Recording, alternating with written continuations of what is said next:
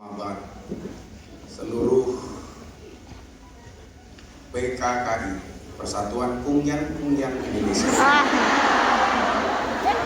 Jenenge nyeleneh. Beli gorengan di pasar Minggu.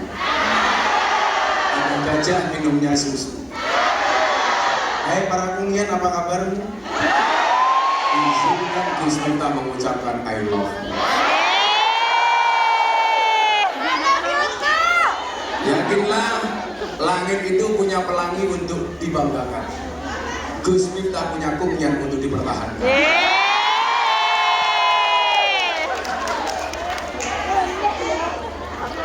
Manusia itu mempunyai 3 unsur dalam dirinya.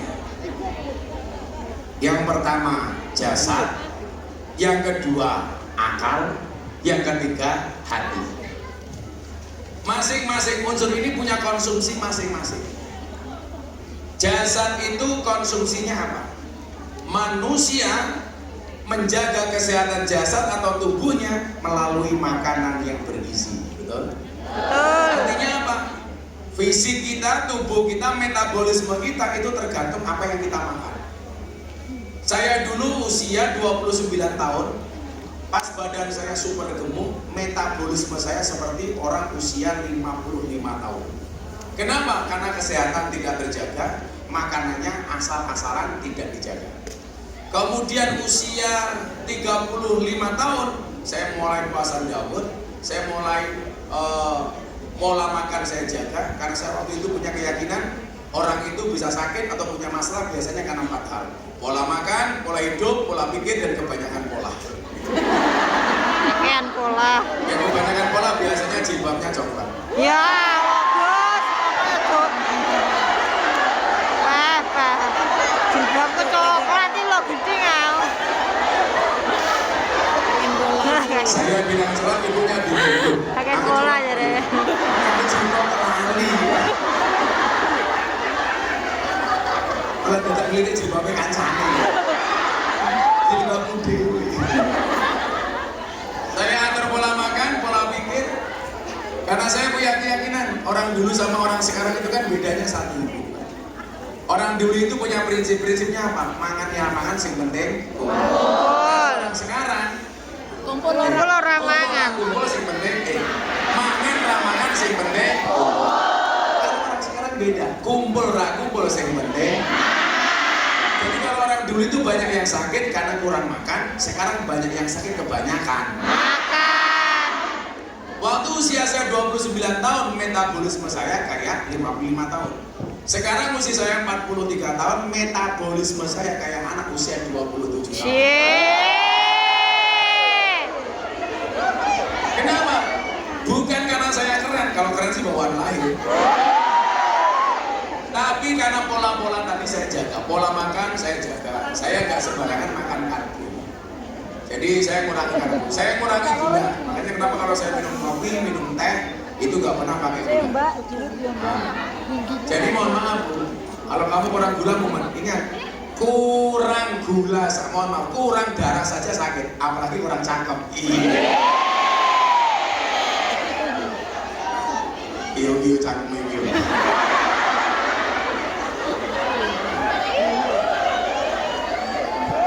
Jadi pola, makanya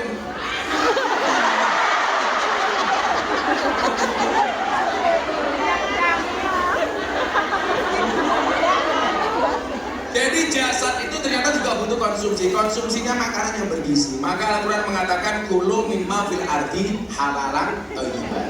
Yang dikonsumsi itu yang halal dan baik. Ada kalanya halal tapi tidak baik. Ada kalanya baik tapi tidak halal. Contoh halal tapi tidak baik. Mamane ayam itu halal tapi memotongnya tidak dengan bismillah, maka dia tidak halal dan tidak baik. Ada kalanya halal baik tapi tidak halal.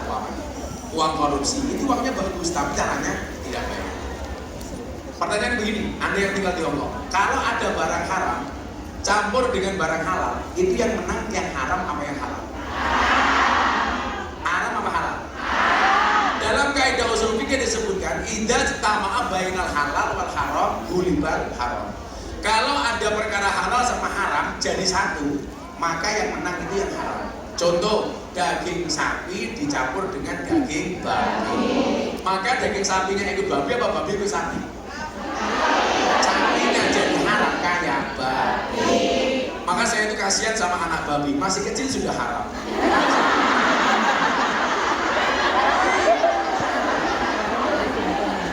Kecilnya bisa haram. Rambutnya hanya atas potong. Babi itu kalau jalan, Potong rambut babi kalau apa? jalan pasti merunduk. Oh. Kenapa anak babi kalau jalan merunduk? Dia malu nggak apa-apa. Beda kalau anak kancil itu jalannya girang loncat-loncat. Dia bangga karena bapaknya bukan babi. Babi itu mengandung apa bu? Cacing pita, salah. Babi itu mengandung anaknya. Soalnya anaknya bucu semua ya. Nah, demikian juga dengan penampilan fisik. Fisik pun penampilannya juga butuh dijaga. Dengan apa? Dengan dirawat. Makanya dalam merawat wajah itu, dalam menjaga tubuh, itu ada dua bahasa. Eksplorasi sama eksploitasi. Eksplorasi itu apa? Eksplorasi itu kalau kamu merasa wajah kamu kurang cakep, kamu bedahi itu boleh. Alisnya kurang bagus, ditambahi dilukis sendiri boleh. Tapi ada kalanya eksploitasi itu dilarang. Contoh, alis sudah bagus-bagus, karena merasa kurang bagus, alisnya dikerok sampai entek, baru kemudian tambal suwis. Itu namanya tambal suwis. Itu namanya eksploitasi, itu nggak boleh. Kalau kamu sekedar merasa kurang tebal, kemudian alis kamu sepidoli dewe, itu boleh-boleh saja. Nah, sepidoli, menang-menang bojone Madura digambar kayak curi. Gambar cecak. Jadi tadi ibu-ibu yang tengah itu kipas-kipas bukan karena takut panas, tapi karena takut bedaknya luntur.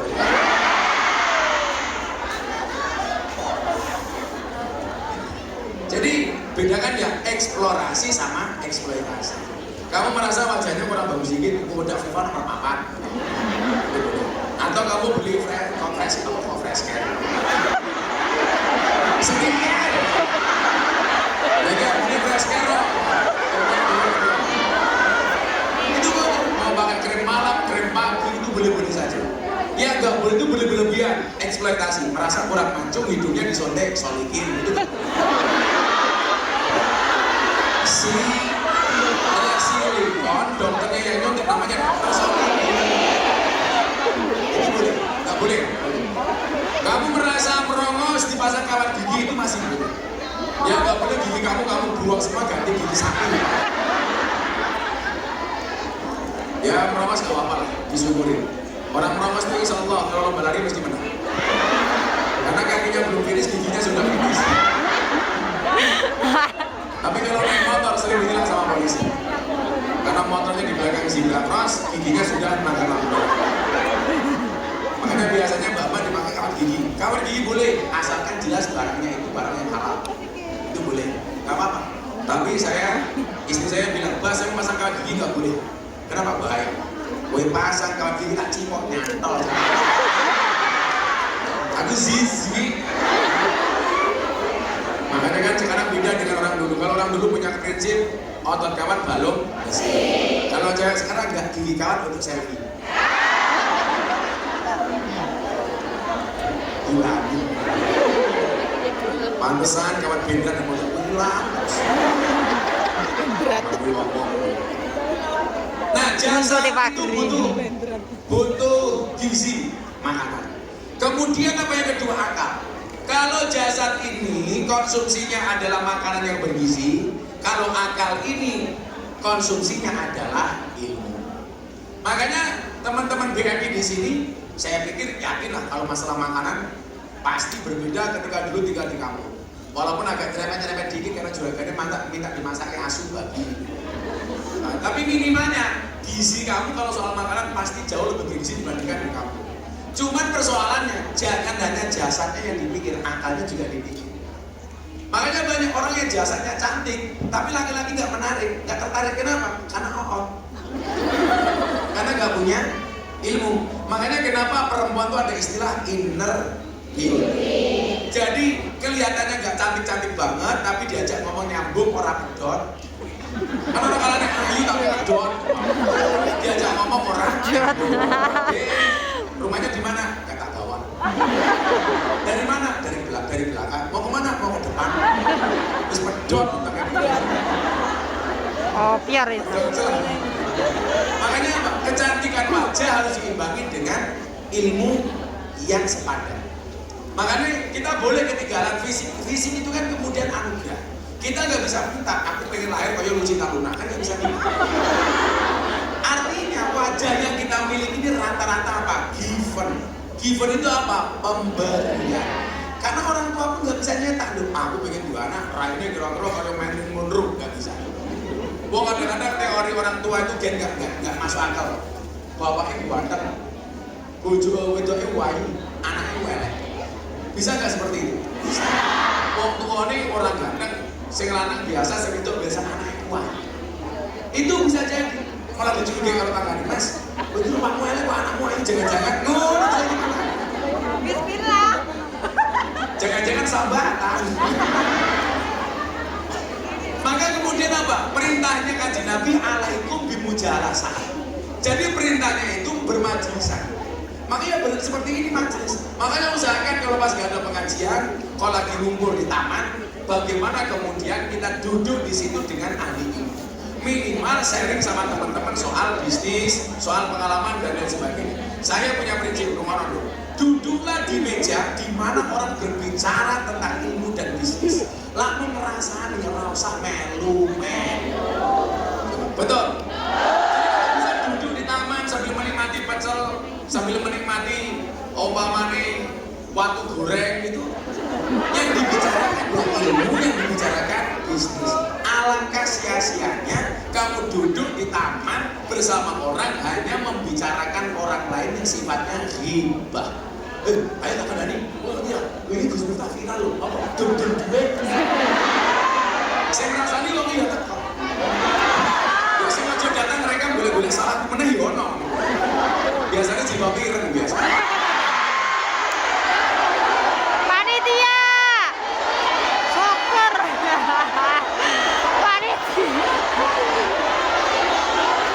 Panitia nih kena.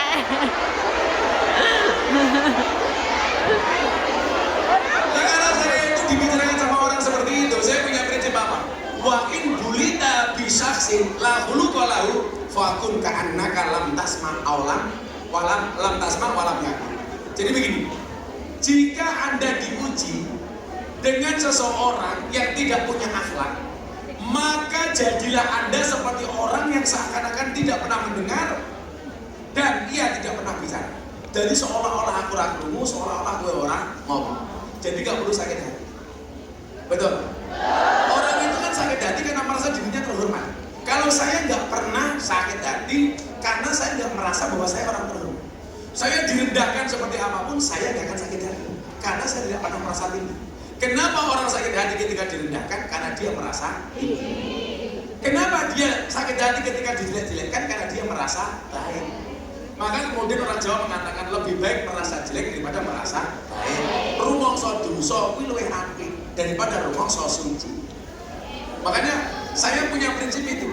Dalam sejarah saya sudah sekian kali saya dibully. Alhamdulillah saya nggak kena mental. Ya fan-fan saja, senyumin saja. Emang boleh?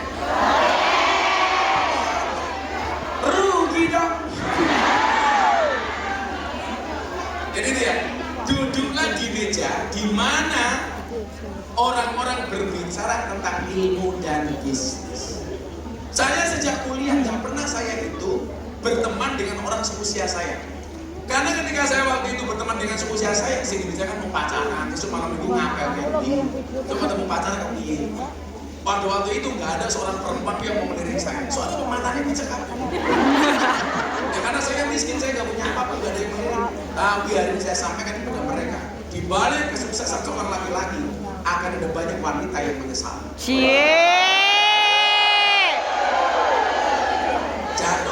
Jadona.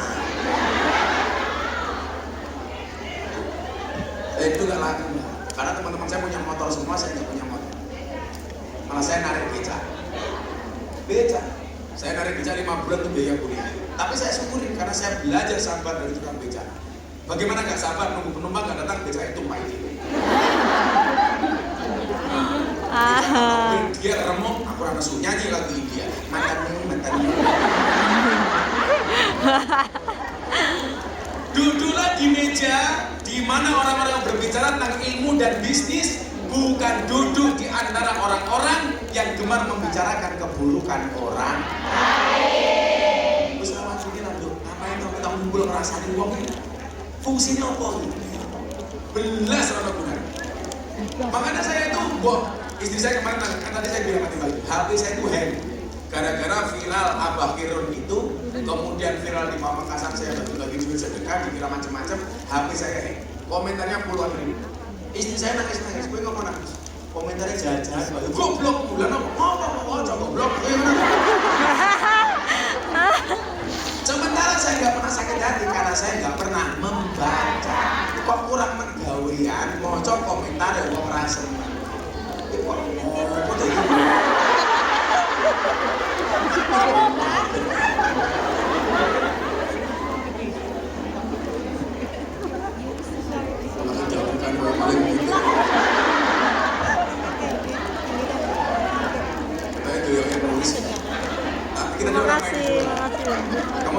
Kamu tahu bola apa yang paling nyakitin? Bola yang paling nyakitin adalah bola Bali, dolanan bola Bali kapisan.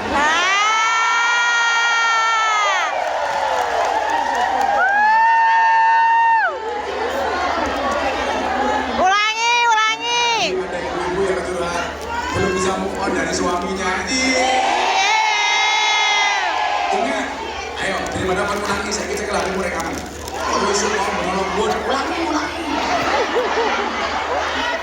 Ayo dengar. Bagi kamu yang belum bisa move on, dengerin. Yo, ayo Mbak. Suwen kok. Enggak Mbak. Terus kuen. Move on itu pilihan. Move on itu pilihan. Gagal move on itu cobaan. Pura-pura move on pencitraan.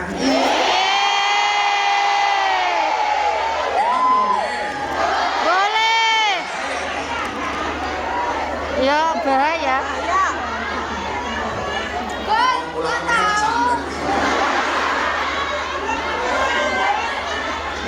Coba ini konsepnya begini, soal hati tadi. Ini tadi baru soal akal. Tapi kita tambahin ini soal hati. Didiklah hati agar tidak mudah berbangga diri. Dan didiklah mata agar tidak mudah memandang rendah orang. Saya itu pada satu fase yang orang mau ngomong apa saya nggak ada. Saya itu pernah kehilangan motivasi. Jadi terakhir saya diundang sama presiden itu di acara hari ulang tahun Partai Golkar. Bahkan tangganya itu waktu itu menyesuaikan saya. Pokoknya Gus Miftah kapan bisa disesuaikan dengan Pak Jokowi. Karena Pak Jokowi itu kalau ada pengajian, itu sebenarnya ngundang Ustadz Kender kalau saya. Kan saya bilang sama Pak Jokowi, Pak Presiden dulu ini. Rata-rata presiden Indonesia itu punya pelawak, punya kiai. Jadi kalau dia haus secara rohani itu ngundang kiai, kalau dia butuh hiburan itu ngundang pelawak. Makanya dulu Pak Harto itu punya pelawak dari Jogja namanya Basir. Satu-satunya presiden yang tidak punya pelawak itu hanya satu, Gus Dur. Kenapa? Karena Gus Dur lebih lucu daripada pelawak. Lah Pak Jokowi itu gara-gara sedengar itu dia akhirnya ngundang kiai sing lucu, dia cangkeme Miftah. Makanya saya paling sering diundang sama Pak Jokowi. Ya kalau Pak Jokowi ketemu saya, alhamdulillah beliau senyum-senyum. Saya minimal masalah-masalah negara yang beliau hadapi, saya bisa menghibur beliau dengan pengajian saya lah. Jadi mohon maaf, akal ini harus diupgrade terus. Apalagi nanti kita akan menghadapi satu masa di mana masa ini jelas berbeda dengan masa kita kecil. Makanya besok ketika Anda pulang jangan kaget, anak lebih seneng nongkrong di kafe dibandingkan nongkrong di rumah sama orang tua. Alasannya apa Gus? Di rumah nggak boleh main HP. Sopo sing kondo? Jangankan anak wong tuwane lo main HP. Suami istri di kamar, sing lanang chatting karo sopo, sing wedok chatting karo sopo. Ya melu guyu. Biasanya cuma pinju.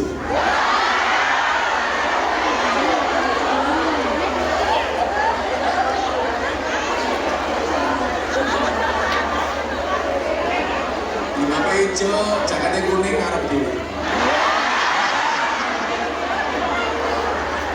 Apa tulisannya? Itu kue quote-nya Gus Miftah itu, pilihan boleh berbeda, persaudaraan yang utama.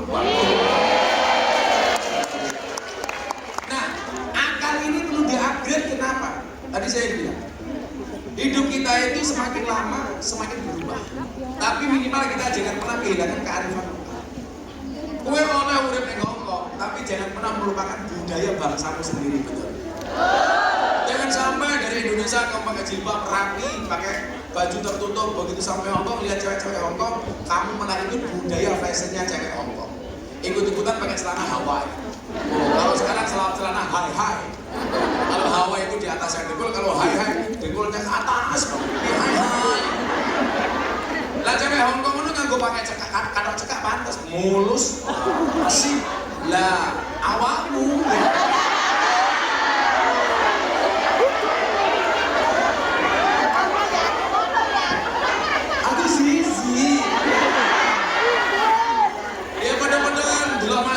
Saya halus tuh. Nah, ya, kamu juga harus nutup-nutupi halus. Enak. Kowe dene raum. Kayak itu kalau ada oknum-oknum BMI di Hongkong yang berperilaku di luar kewajaran. Saya tuh ndeloknya izin. Ya Allah, muga-muga cah kuwi rong tau ngaji karo aku ya Allah. Tetap ingat ya kata Gus Miftah ya. Tetaplah jadi baik dengan caramu sendiri. Meskipun namamu tidak baik di cerita orang lain. Kowe ngomong ulangi tak aja.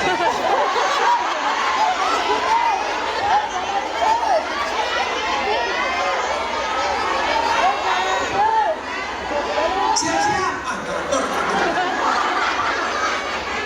Pesan Gus Miftah untuk sahabat-sahabat Gus Miftah di Hongkong. Tetaplah jadi baik dengan caramu sendiri. Meskipun namamu tidak baik di cerita orang lain. Orang usah gagah cangkeme. Mau gagah yang mendasmu. Kalau seluruh awakmu iki cangkeme wong iki napa mboten? Dadi wong ora penak. Kere ra dikandhani. Sugih dirasani domane. Piye saiki sugih lali karo aku.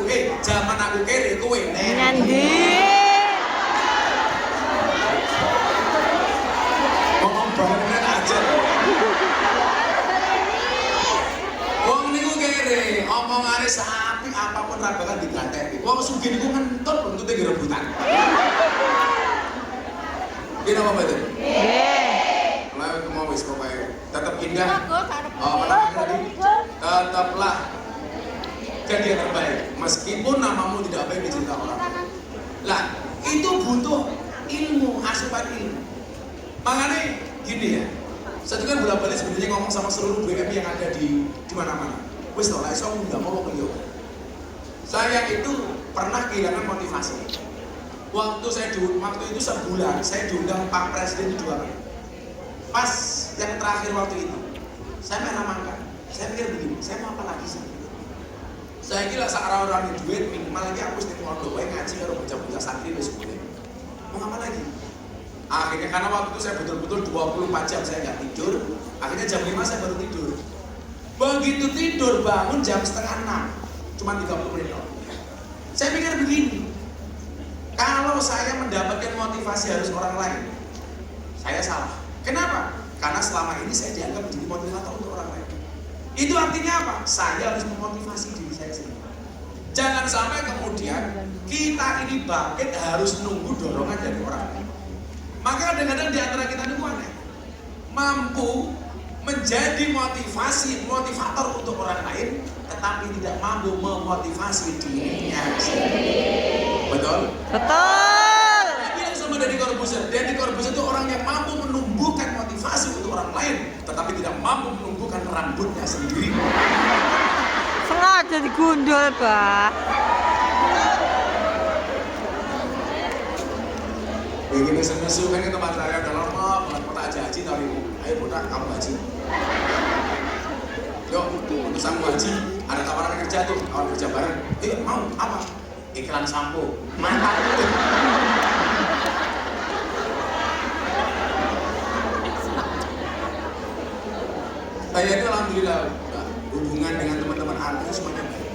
Karena sama sekali saya nggak pernah mau memanfaatkan siapapun. Nggak pernah saya mau memanfaatkan siapapun. Sampai hari ini nggak pernah saya makan serupiah pun uangnya Deddy Corbuzier. Kalau saya nipu Deddy Corbuzier, berarti Deddy Corbuzier salah masuk Islam melalui itu. Saya nggak mau. Saya hubungan dengan siapapun. Kayak waktu saya menikahkan si Atta Aurea, orang bilang, Gus kita dibayar banyak, enggak sama sekali. Dan saya nggak mau menerima. Karena bagi saya, kayak Mas Anang, Asandi itu sahabat saya dari lama. Jangan sampai kemudian karena kesalahpahaman orang itu merusak kita semua. Itu dibutuhkan dengan akal yang cerdas. Bila gue ngaji diskusi ini taman, karo mangan bakso. Yo lek iso ngomong ilmu sak iso. Jangan hanya ngerasani. Kemudian apa? Kalau bisa direkam di posting. Saya selalu mengatakan begini. Di saat ngomong ini aja. Ngomong itu mesti kelingan. Banyak ngomong nggak rekam ini.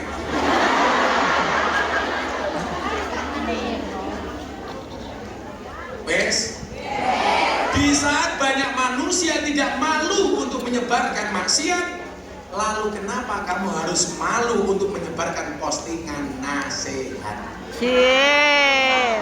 Masuk. Apa sih ibu ini ngerekam silitku?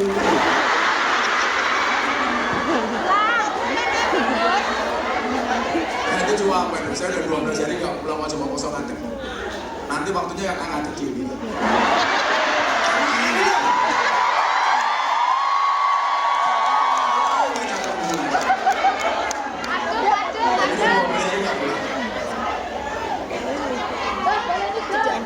Kalian tahu nggak? Ini kenapa bukan? Kalian tahu nggak cita-cita saya itu apa? Saya menjadi maraton di Masjid Nabawi. Jadi saya itu pengen satu saat saya off dari dunia dakwah, dari dunia medsos. Aku di Medina ngelamar jadi tukang sapu Masjid Nabawi 2 bulan saja lah. Saya kemarin ngomong sama imamnya Masjid Nabawi. Saya ngelamar 2-3 bulan lah jadi maraton masjid di Masjid Nabawi. Malah orangnya ketawa-ketawa, mudhik, dia ketawa, lucu kan? Kenapa? Kalau Gus minta jadi tukang masjid di sini nggak jadi nyapu, Gus. Ketemu orang Indonesia malah kita yang repot. Cai foto. Cai foto. Masuk izin ngepel tidak selfie lah itu. Maksud saya apa? Ya kamu gak usah malu kamu kerja ngepel, kerja nyapu. Ngapain mah? Betul.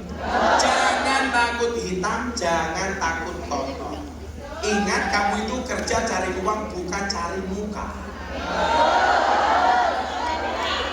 Jangan gengsi dengan pekerjaanmu karena yang kotor hanya bajumu bukan uangmu.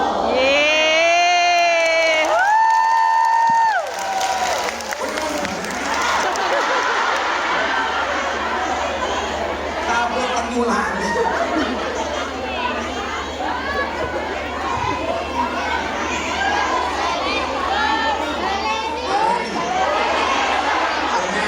Coblosan yang diulangi.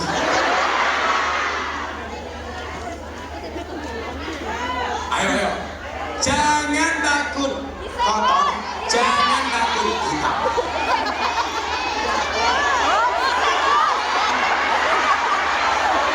Aku kembalian menjadi Pak Jokowi. Menuruti karepe wong 1000 mendas. Omongane Pak Jokowi iki nuruti wong 270 juta. Lagi ya. Diwes. Jangan takut kotor, jangan takut hitam. Ingat kita itu kerja cari uang bukan cari muka. Jangan gengsi dengan pekerjaanmu karena yang kotor hanya bajumu bukan uangmu.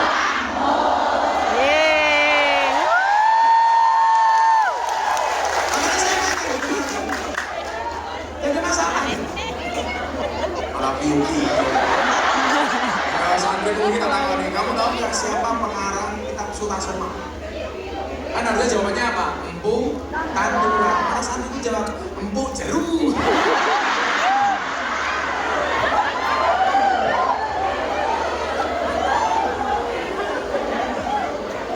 Kajian di taman sambil baca satu hadis, dipahami bareng-bareng, kemudian diposting. Tadi saya ini mau saya tak balik, ngomong tak aja ya.